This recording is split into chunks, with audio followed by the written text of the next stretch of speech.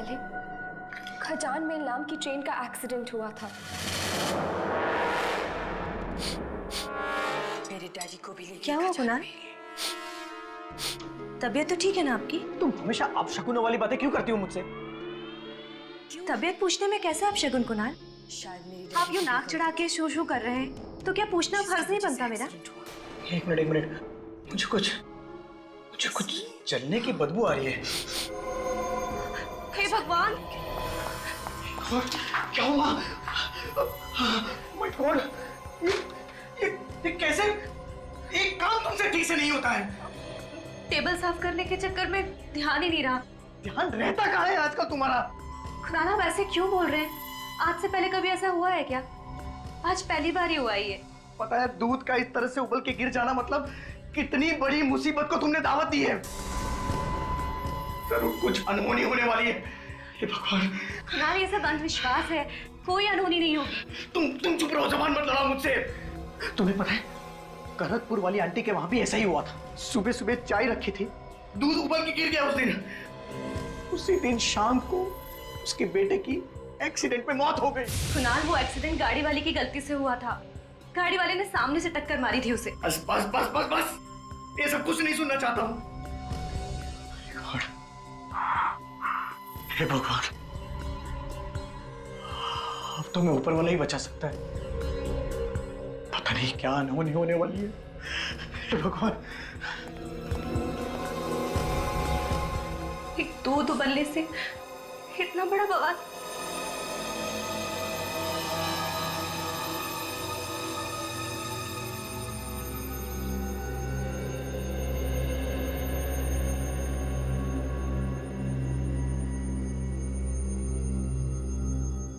ठीक से संभाल के काम करना, कोई सामान ना टूट जाए। आपको बस सामान की पड़ी है ना कुणाल? इस घर में मैं भी रहती हूँ, मेरी कोई चिंता नहीं। तुम हर बात को उल्टे तरीके से क्यों समझती हो? हाँ? तो कल रात को दूध उबल के गिर गया था, इसीलिए बोल रहा था कि आज थोड़ा संभाल के काम करना, नहीं तो फिर से कोई नुकसान हो जाएगा। कौन सा नुकसान हुआ है कुणाल?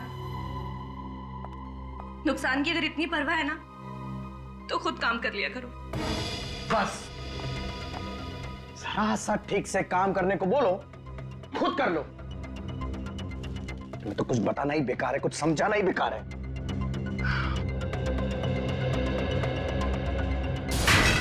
क्या हुआ? Oh my God! ये क्या कर दिया तुमने? ये बोल रहा था मैं तुम्हें, बोल रहा था कि संभाल के काम करो। मैंने कुछ नहीं किया कुणाल, मैंने बस हाथ लगाया और ये गिर गया। क्या हो रहा है ये सब? दो अनहोनी हो गई है इस घर में। अब तबाही इस घर में आकर ही रहेगी। अनहोनी को अब कोई नहीं रोक सकता।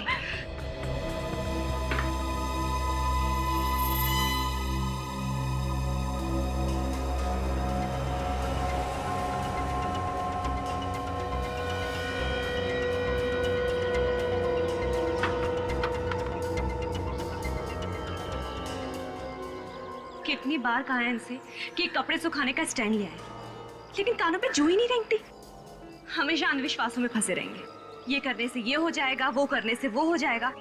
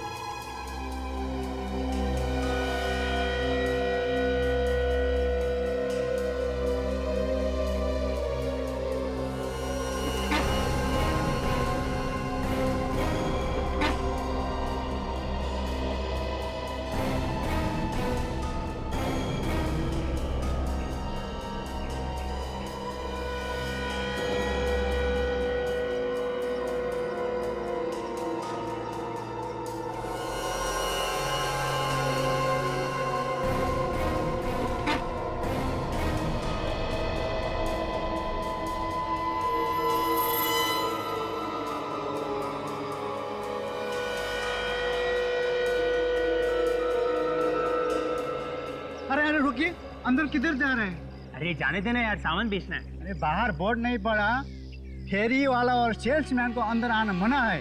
अरे यार और जाओ तो कहाँ जाओ? ऑफिस में घुसने नहीं देते, हाँ, स्कूल में बेचने नहीं देते, और यहाँ पे तुम लोग सिक्योरिटी वाले बिल्डिंग के अंदर जाने नहीं देते। बहुत देखा तुम जैसे शरीफ आदमी, बाहर कहीं जाकर बेचो अपना सामान।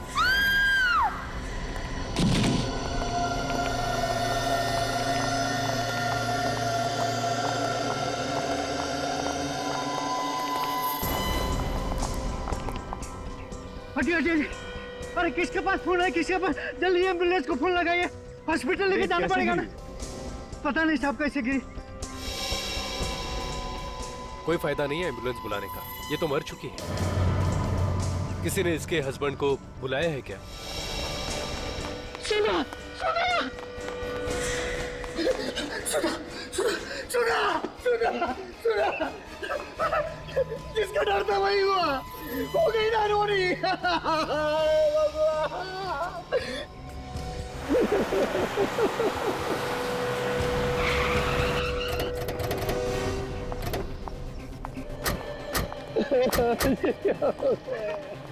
अरे मेरी बैग की लाश।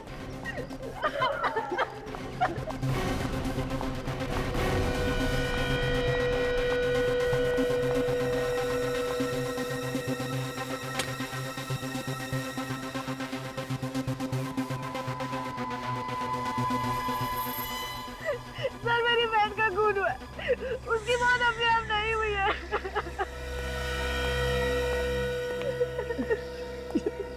तुम क्या कह रही हो रिया?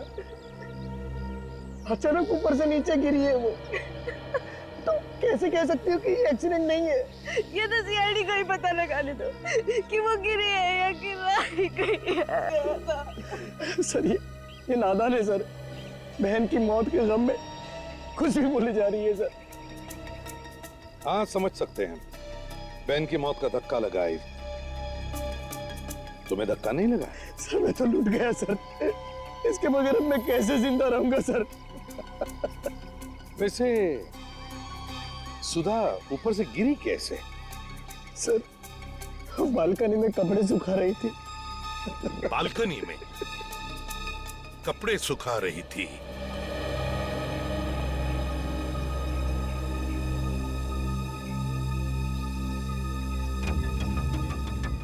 सर, तो लगता है सर के बल गिरी होगी। पैर से फिसल के गिरती तो पैर टूट जाते हैं, झटके में आके गिर गई। मतलब सर जब ये नीचे गिरी, इसकी बॉडी को हवा में पलटने का मौका ही नहीं मिला होगा। 2-4 सेकंड में कैसे पलट जाएगी बॉडी? गिरते समय सिर नीचे ही था इसका। अभिजीत,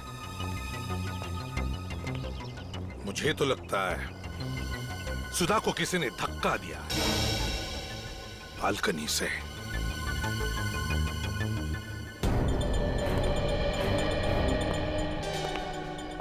एक बात बताओ, जब सुधा नीचे गिरी तब तुम कहां थे? सर मैं घर में ही था सर। सर मेरी बहन तो रोज कपड़े फैलाती है, आज कैसे गिर गई? नहीं समझ रही हो रिया, ये एक अनहोनी है, अनहोनी। मैंने बताया था सुधा को अनहोनी के बारे में। कैसी अनहोनी? सर जिस घर में दूध उबल जाए, शीशा टूट जाए, वो घर अपशकुन होता है। जिस घर में अपशकुन होते हैं उधर अनहोनी होती ही है सर। चुप रहो, बात खराब मत करो। अनहोनी अपशकुन ऐसा कुछ नहीं होता, समझे? सर जो सच है वो तो सच ही है ना, शायद आप लोगों को मालूम नहीं है सर, एक बहुत बड़ी अनहोनी है सर। अपशकुन का नाम लेके तुम लोग बीवियों को ऊपर पहुंचाते रहोगे और हम लोग खड़े तमाशा देखते रहेंगे, हैं? सर, हद है। ये लड़की अकेली नहीं गिरी है, साथ में कुछ लेकर गिरी है। ये कपड़े का टुकड़ा फंसा हुआ था हाथ में, शायद किसी चीज को पकड़ने की कोशिश की होगी इसने। और सर इसके नाखूनों में खाल फंसी हुई है। दिखाओ जरा। ये देखिए।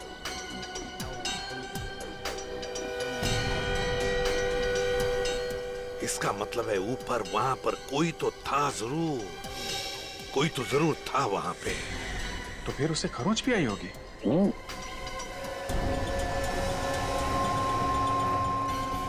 अपना हाथ दिखाओ, हाथ दिखाओ, हाथ दिखाओ। वहां देखो।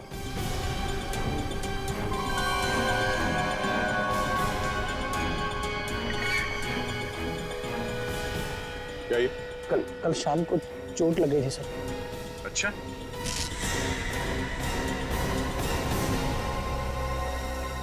चोट लगी थी या अपनी बीवी के नाखून लगे थे? ऊपर से धक्का दे दिया उसे। मैं अपनी बीवी को क्यों मारूंगा सर? सर उनके आपस में रोज झगड़े होते थे। तो आग में घी डालना बंद कर। सर पति पत्नी के झगड़े तो हर घर में होते हैं सर। इसका मतलब ये तो नहीं कि हर आदमी खून कर देगा। इसे पहचानते हो? सर ये तो सुधा दीदी के जैकेट का कपड़ा है। ये इसका नहीं है? नहीं सर। तुम्हारा नहीं है? अगर ये सुधा दीदी के जैकेट का टुकड़ा है कपड़े का, तो फिर वो उसी के हाथ में कहां से आया? कैसे आया सुधा के हाथ में? क्यों? सर मुझे नहीं पता है सर।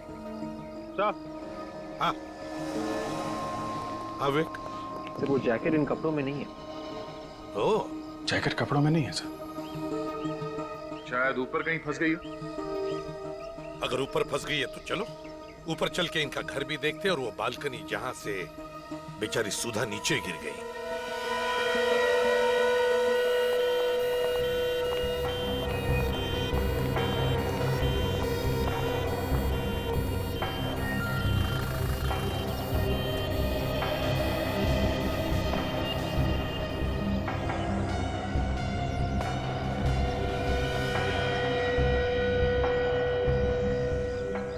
जैकेट तो यहाँ नहीं है सर। सिर्फ कुणाल ने छुपाया होगा। देखते हैं।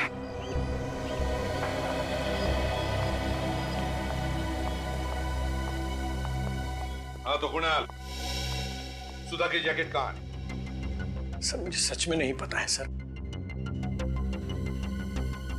पता नहीं है?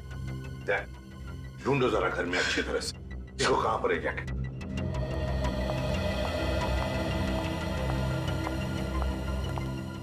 तुम्हें पता कैसे चला सुधा नीचे गिर गई है? सर वॉचमैन ने फोन करके बताया था सर।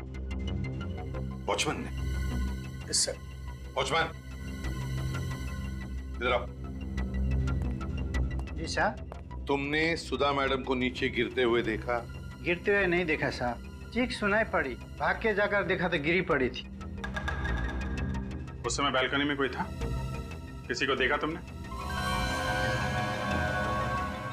ये कुणाल साहब? नहीं साहब, मैंने किसी को नहीं देखा। हाँ, कहीं भी नहीं सर वो जैकेट। जैकेट नहीं है? बड़ी अजीब बात है। बालकनी में भी जैकेट नहीं, घर के अंदर भी जैकेट नहीं, सुधा जहां पर गिर पड़ी है वहां पर भी नहीं, बल्कि उस जैकेट का फटा हुआ टुकड़ा उसके हाथ में है। तो फिर ये जैकेट गई तो गई कहां? सर, हमने सुधा की लाश को फॉरेंसिक लैब में भेज दिया है और उसके नाखूनों में जो खाल मिली थी उसका सैंपल भी भेज दिया सर।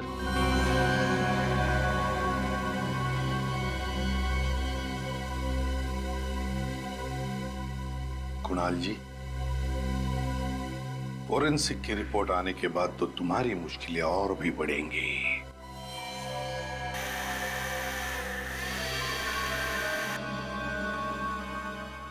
आवाज कैसी?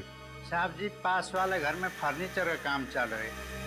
ओह, तो शायद इन काम करने वालों ने कुछ देखा हो। हाँ, देखते हैं।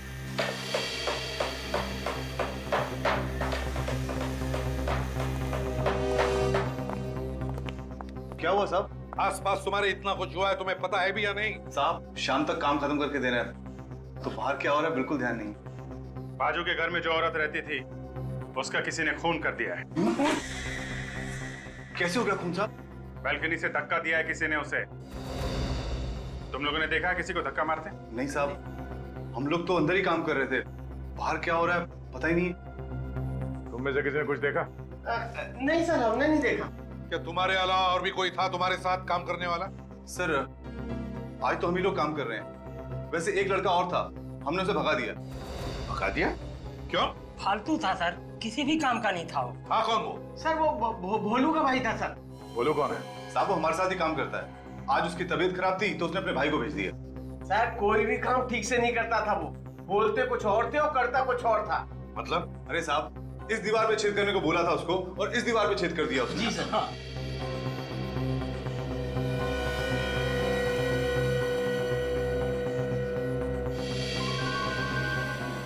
सर ये देखिए सर। माय गॉड, यहां से तो सुधा का पूरा घर दिख रहा है। सर सर ठीक इसी दीवार के पीछे हमारे घर में मिरर लगा हुआ था सर, और वो मिरर गिर गया था और अपशकुन हो गया था सर। बिल्कुल उस तरफ मिरर लगा हुआ था, तो कहीं ऐसा तो नहीं कि किसी ने जानबूझकर ये अपशकुन किया है? हो सकता है सर, मौत को अनहोनी करने के लिए किया होगा। सर ऐसे क्यों देख रहे हो सर? सर मैं सच कह रहा हूं सर, मैं निर्दोष हूं सर, मैंने कुछ नहीं किया है सर, सच बोल रहा हूं सर। हो सकता है नहीं किया हो, किसी से करवाया हो। जो पता चल जाएगा। भोलू का एड्रेस देना हमें।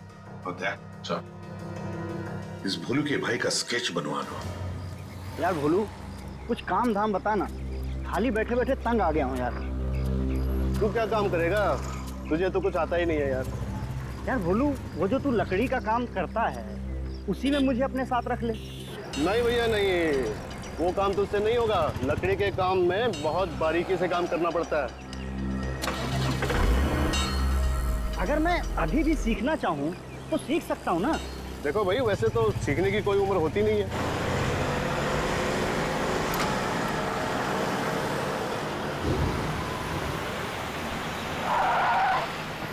ओह फोन है।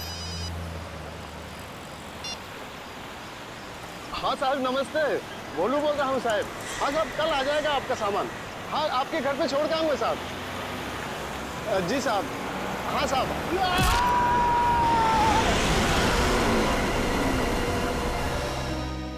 डॉक्टर साहब कुछ बताया इन लोगों ने कि ये एक्सीडेंट हुआ कैसे? नहीं सर, इन्होंने हॉस्पिटल आने से पहले ही दम तोड़ दिया था। शायद वो लड़का जानता है, यही लेके आए थे नहीं यहाँ पे। ये आपको पता है कि ये एक्सीडेंट हुआ कैसे? ये एक्सीडेंट नहीं है सर, इन्हें तो जानबूझ के उड़ाया किसी ने। पीछे से गाड़ी आई और सीधे उड़ा के निकल गई। ये आदमी कौन? सर ये भोलू का भाई है। भोलू का भाई?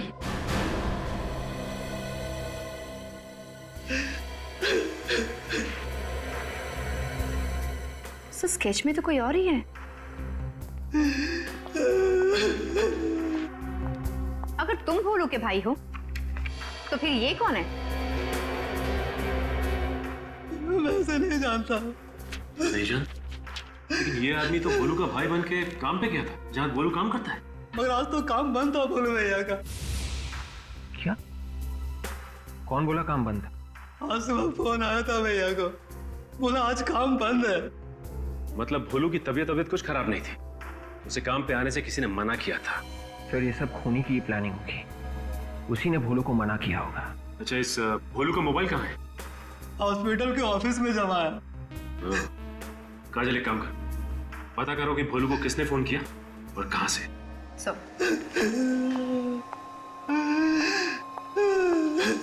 मिस्टर कुणाल, इसे पहचानते हैं आप? नहीं सर, कौन है सर ये? शायद इसी आदमी ने तुम्हारी वाइफ सुधा का खून किया है। पर सर मेरी वाइफ सुधा की इसके साथ क्या दुश्मनी हो सकती थी? दुश्मनी इसकी नहीं, किसी और की भी हो सकती है। आपको किसी पे शक है? मैं किसी पे क्यों शक करूं सर?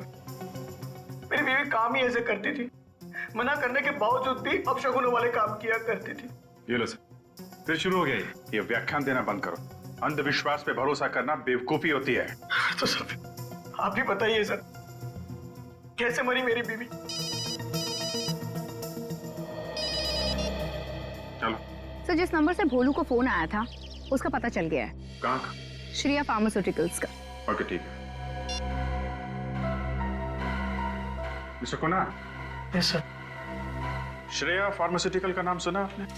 हाँ सर, मेरी वाइफ की एक दोस्त उधर काम करती है। सुधा की दोस्त का नाम क्या है? शिल्पा। दोनों के कैसे रिलेशन है?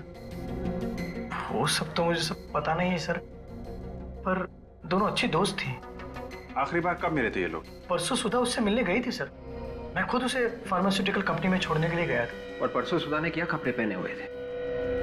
मेरा यह मतलब है कि क्या सुधा ने वही जैकेट पहना हुआ था? हाँ सर, परसों उसने वही जैकेट पहना हुआ था सर। हाँ। तो सुधा की मौत की वजह उस जैकेट में ही छुपी होगी। शिल्पा को अरेस्ट करो। सर मेरा ही नाम शिल्पा है।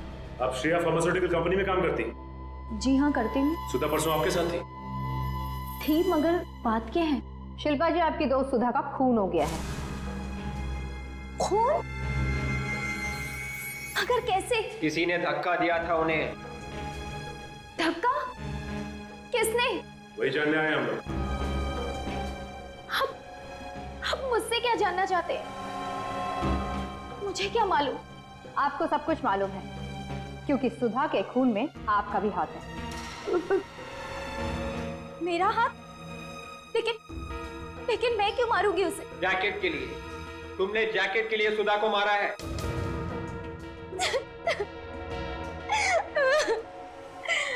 आप लोग क्या बोल रहे हैं? मुझे कुछ भी समझ में नहीं आ रहा।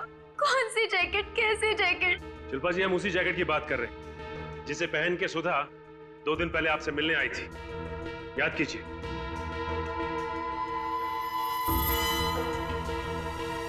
जैकेट पहनकर तो आई थी, लेकिन मुझे उस जैकेट की क्या जरूरत है? मेरे पास तो बहुत सारी जैकेट है मेरे कपबोर्ड में। काजल, जरा इनका कबर्ड चेक करना। अच्छा, वैसे सुधा उस दिन आपसे मिलने क्यों आई थी? हम साथ में शॉपिंग गए थे। कंपनी के अंदर या कंपनी के बाहर कोई ऐसी चीज हुई जिसे देख के आपको कुछ अजीब सा लगा? उस दिन हम थोड़ी देर के लिए कॉफी पीने बाहर गए और जब लौट के आके देखा तो कंपनी में ताला लग चुका था। तो इसमें ऐसी अजीब सी बात क्या है? हो सकता है ऑफिस बंद करने का टाइम हो गया। ऑफिस बंद करने का टाइम नहीं हुआ था। पूछा तो पता चला कि तलाशी हो रही। तलाशी क्यों हो रही? शायद कुछ चोरी हो गया था। वो जैकेट नहीं मिला। जब आप दोनों कॉफी पीने गए थे तो उस वक्त सुधा ने वो जैकेट पहन रखी थी? नहीं सर, जैकेट तो अंदर ही रखी थी ऑफिस में, चेयर पे। मतलब जब ऑफिस में चोरी हुई थी तो चोर ने वो चोरी का सामान निकालकर उस जैकेट में डाल दिया। मगर सर ऐसी क्या चीज हो सकती है उसमें जिसे हासिल करने के लिए सुधा का खून कर दिया किसी ने? काजल, कुछ ना कुछ तो है जो बहुत इंपॉर्टेंट था और वो अभी उस जैकेट में छुपा हुआ है।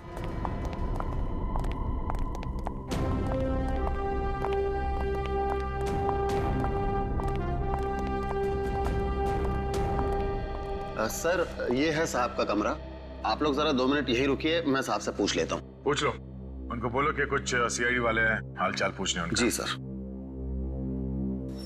साहब, सीआईडी वाले आए हैं आपसे मिलने। साहब कुछ बोल रहे नहीं है साहब। जरा हटो। जी। मिस्टर विलास, विलास,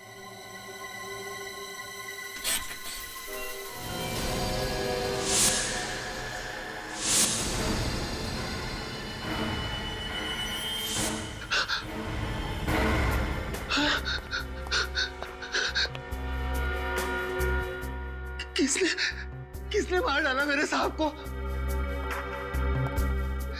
तुम तो यहीं पे थे ना? हाँ? जी मैं यहीं पे था, मैं बाहर बैठा हुआ था, मुझे पता नहीं साहब को किसने मार दिया। ऑफिस के बाकी के लोग कितने बजे गए यहाँ? सब लोग 6 बजे के आसपास चले गए थे साहब। और सबके जाने के बाद कोई आया था यहाँ पे इनसे मिलने के लिए? कोई नहीं आया साहब, कोई भी नहीं। किसी के चीखने चिल्लाने की आवाज सुनी तुमने? नहीं साहब, मैंने कोई आवाज नहीं सुनी। कोई आवाज नहीं सुनी। एक खून हुआ यहाँ, कमरे की सारी चीजें अपनी जगह पे है, कोई उथल पुथल नहीं हुआ है। इस आदमी ने अपने आप को बचाने की कोशिश नहीं की होगी। और सब चाकू भी सामने से मारा है। इसका मतलब है विवेक, खूनी विलास के कोई जान पहचान का ही था, जिस पे विलास को कोई शक नहीं था। उसने चाकू निकाला और अचानक इसके छाती पे घोंप दिया। सर कहीं ये खून उस चोरी की वजह से तो नहीं हुआ है जो यहाँ हुई थी? 3 दिन पहले यहाँ पे किस चीज की चोरी हुई थी? सब वो तो किसी को भी नहीं मालूम, सिर्फ विलास सर और करण साहब ही जानते थे बस। करण साहब? ये करण कौन है? इस कंपनी के दूसरे मालिक है वो। हाँ साहब, उस दिन इन दोनों के बीच में झगड़ा भी हुआ था किसी बात को लेकर। झगड़ा हुआ था? जी। और ये करण आज कितने बजे निकला ऑफिस से?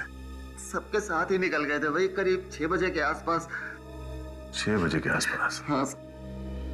ऐसी कौन सी चीज है जिसकी चोरी की बात इन दोनों ने किसी को नहीं बताई, और फिर दोनों के बीच में झगड़ा हुआ, और फिर आज ये विलास का खून? कहीं इस खून के पीछे करण का हाथ तो नहीं है?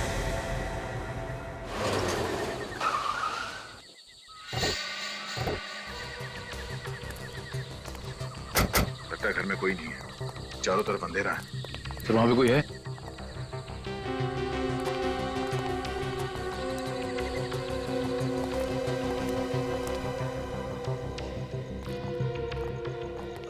आप लोग करण सर से मिलने हैं?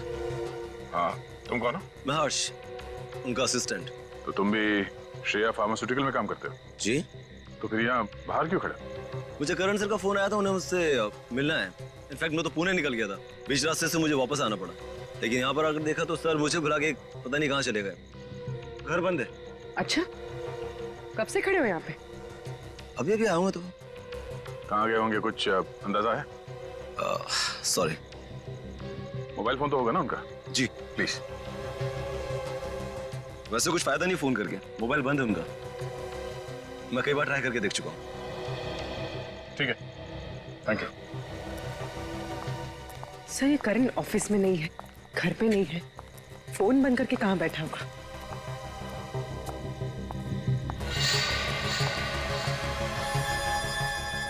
अगर ये पुणे से 60-70 किलोमीटर गाड़ी चला के लाया है तो गाड़ी गर्म होनी चाहिए थी, मगर कार का बॉनेट तो ठंडा है। झूठ बोल रही है, मामला कुछ और ही है। सर, इस करण का फोन बंद आ रहा है। ठीक है, कोई बात नहीं, फिर कभी आके मिल लेंगे। चलो बैठो।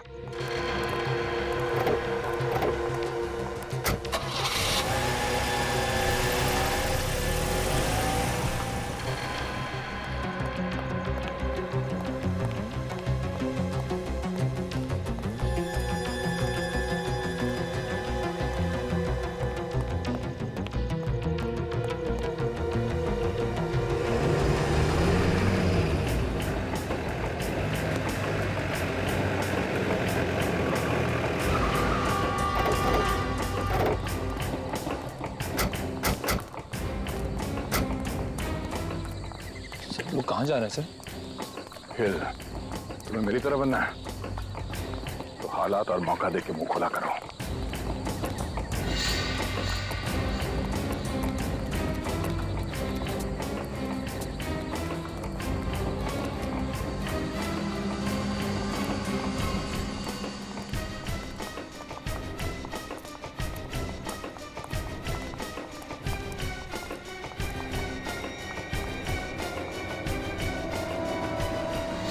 अबे अब तो बता दे,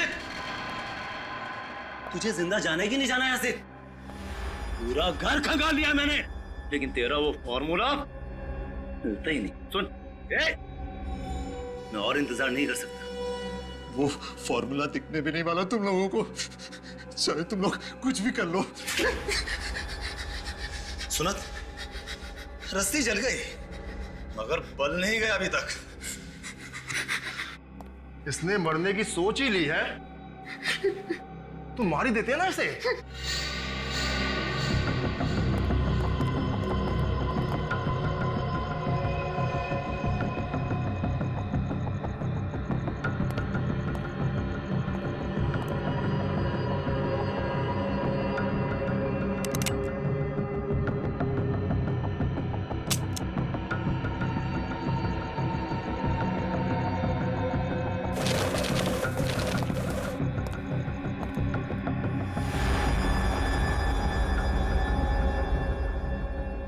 मैं मर जाऊंगा ना तो भी तुम्हें कुछ नहीं मिलेगा। जब मौत सामने दिखती है ना तो अच्छे अच्छों की पैंट गीली हो जाती है। तुझे लगा मैं झूठ बोल रहा हूं?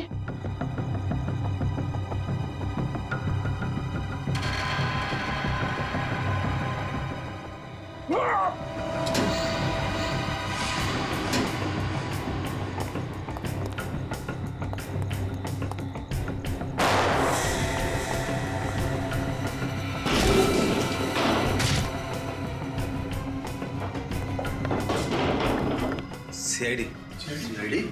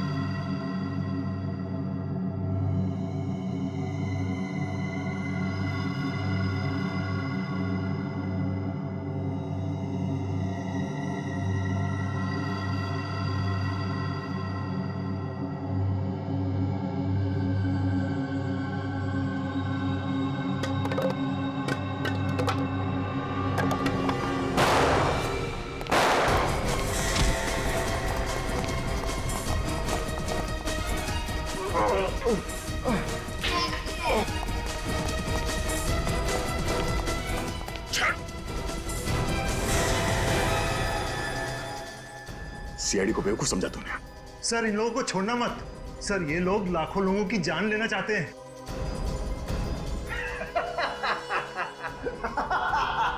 अरे कैसे बोल रहा है तू? सीआईडी से? सीआईडी वाले मेरा कुछ नहीं बिगाड़ सकते। और जिसकी मौत आई है उसे मरना ही पड़ेगा। दिमाग खराब है तेरा? हाँ? मौत के सामने खड़े होकर मौत को धमकी दे रहा तू? धमकी नहीं है ये, हकीकत है हकीकत। ये देख फ्लाइट के टिकट और वीजा के कागज। आज रात 9 बजे हम लोग अमेरिका भाग जाएंगे। ये फ्लाइट के टिकट और वीजा ये अमेरिका का नहीं है, बड़ी हवेली का है। सोच लो, अगर हम लोग ठीक 9 बजे फ्लाइट में नहीं बैठे और हमने फोन नहीं करा तो हमारा एक आदमी वो जहर उस पानी की पाइपलाइन में मिला देगा। धमकी नहीं है ये, लाखों लोग मारे जाएंगे। कल न्यूज़पेपर में देख लेना। और तुम सीआईडी वाले ही फंसोगे। ये सच कह रहे सर, ये सच कह रहे। इन लोगों के पास वो जहर है जो थोड़ा सा पानी में मिलाने से लाखों लोगों की जान जा सकती है सर।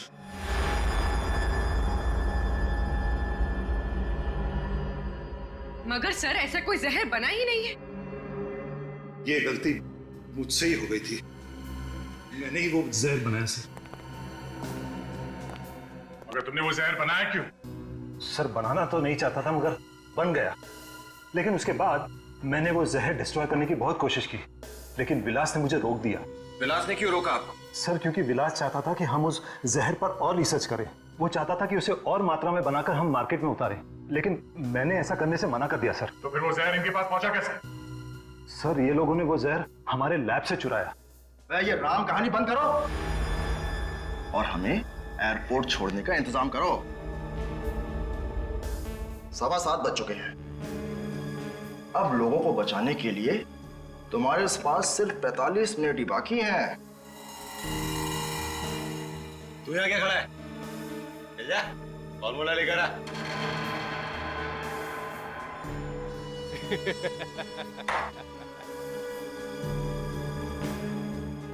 जाओ कर, वो फॉर्मूला इन्हें देगा। अगर फॉर्मूला इनके हाथ लग गया तो ये लोग उसका गलत इस्तेमाल करेंगे। चाहे कुछ भी हो जाए, लाखों लोगों की जान बचाना हमारा फर्ज है। जी सर। और विवेक, तुम यहीं करण के साथ रहो, तब तक मैं इन्हें एयरपोर्ट छोड़ दूं। मगर सर हम इन लोगों पर यकीन कैसे करें? फ्लाइट में बैठने के बाद भी अगर इन लोगों ने उस आदमी को फोन नहीं किया तो वो तो पानी में जहर मिला देगा। यकीन करने के अलावा तुम्हारे पास और कोई दूसरा रास्ता भी नहीं है।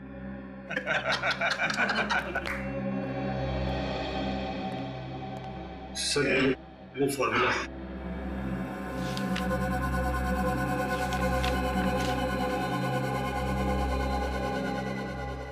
इंस्पेक्टर, ये गन यहां पर रख दो। अब इसकी ना तुम्हें जरूरत है ना हमें।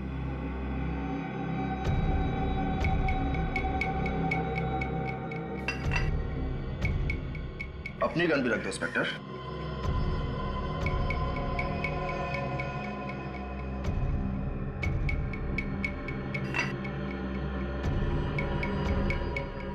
चले।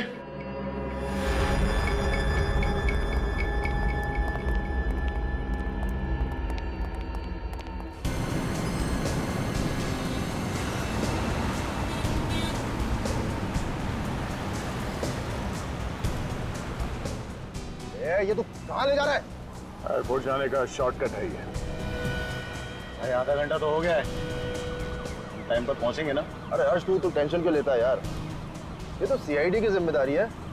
फ्लाइट के अंदर तक बैठा के आएगा ये हमें। लेकिन मुझे तो इन सीआईडी वालों के चेहरे पे बिल्कुल भी टेंशन नजर नहीं आ रहा। सीआईडी का बहादुर सिपाही है, ऐसे ही थोड़ी ना टेंशन आएगी इसे।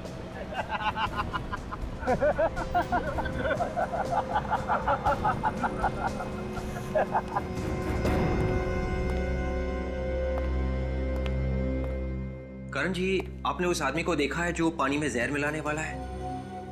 नहीं सर। फिर आपने ऐसा क्यों कहा कि ऐसा एक आदमी है? क्योंकि उपेंद्र ने फोन पे एक आदमी को कहा था तैयार रहना। कितने बजे? यही कोई 6:45 बजे। कितनी देर बात की थी? लगभग 15 सेकंड।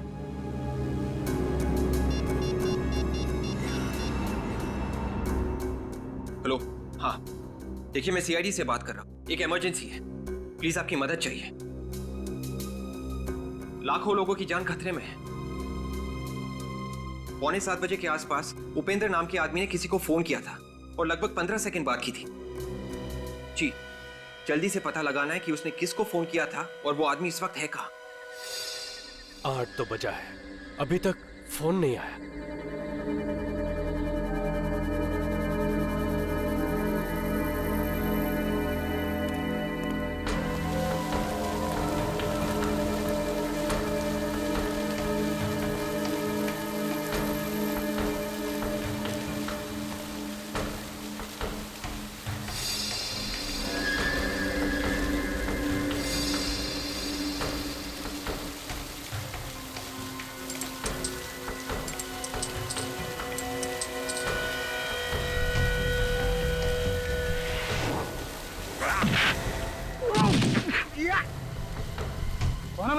फरिश्ते।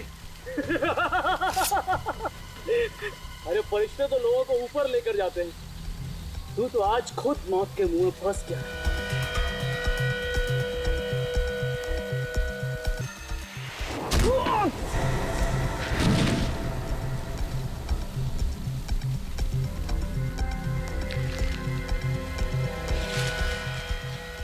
मैंने कुछ नहीं किया, मैंने कुछ नहीं किया।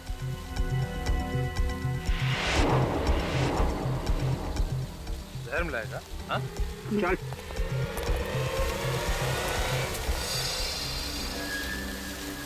आठ बज गए, 8 कहाँ पे घुमा रहा है मैं? तू तुम्हें क्या लगा कि मैं तुम लोगों को एयरपोर्ट लेके जा रहा हूँ अमेरिका जाने के लिए? हाँ? अब मरेंगे, अब करोड़ों लोग मरेंगे, कोई नहीं बचा सकता हमको मरने से। हर्ष तू फोन लगा अपने आदमी को, बोल उसको अभी जहर मिलाए पाइपलाइन। लगा फोन लगा। अभी तक तो सीआईडी वालों ने तुम्हारे लोगों को पाताल से भी ढूंढ के निकाल लिया होगा।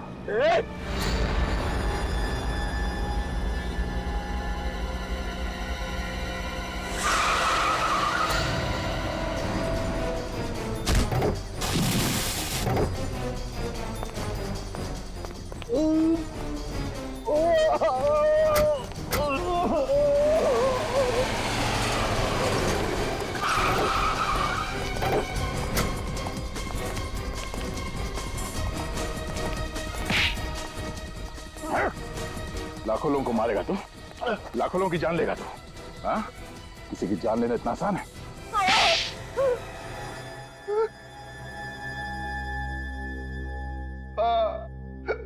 मैं हूं सर, मैंने ही धक्का दिया था सुधा को। क्यों धक्का क्यों दिया सुधा को?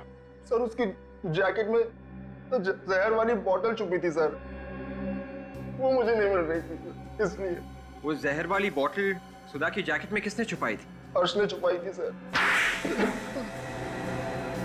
सर जैसे मैंने वहां से बोतल चुराई, बवाल बच गया सर। अरे अब तो बता दो किसने किया ये। आज तक तो इस कंपनी में कभी चोरी नहीं हुई, अब ये भी शुरू हो गया यहाँ पे। अभी बता देगा तो बच जाएगा, नहीं तो नौकरी जाएगी उसकी। You please start the checking. सभी की तलाशी ली जाने लगी सर।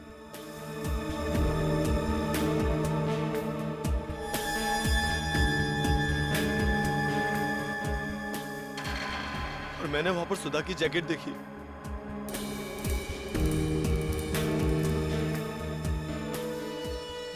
और मैंने वो बोतल सुधा की जैकेट में छुपा दी। और सब कुछ चेक होने के बाद मैंने वो बोतल निकालने की बहुत कोशिश की, पर मुझे मौका ही नहीं मिला और सुधा वहां से चली गई। फिर क्या किया तुम लोगों ने? मैंने सुधा के घर के चक्कर लगाने शुरू कर दिए। हमें किसी भी कीमत पे वो जहर की बोतल चाहिए थी। फिर मुझे पता चला कि सुधा का पति अंधविश्वासी है। और इसी बात का फायदा उठाया तुमने।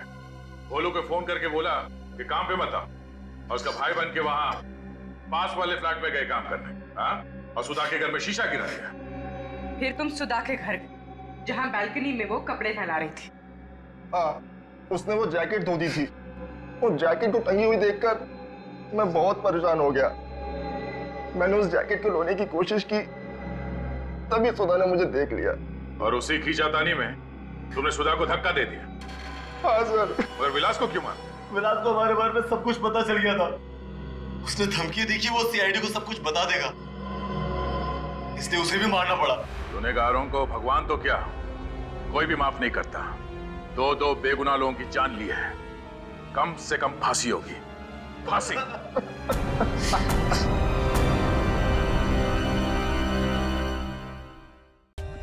For more updates, subscribe to our channel, click the show links and enjoy watching the videos.